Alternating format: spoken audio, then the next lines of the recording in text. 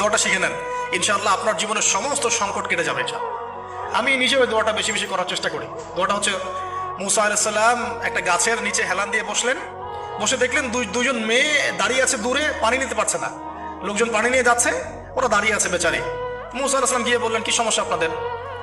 এটা নিয়ে আপনারা আবার মেয়েদের সাথে কথা বলার চেষ্টা করেন, ঠিক আছে? মাহারাম গায়রা মাহারাম মেনে চলে। তারা বললো যে আমাদের বাবা অনেক বৃদ্ধ মানুষ, আমরা পানি নিতে পারি না যতক্ষণ না আমাদের কম পানি নিয়ে চলে যায়।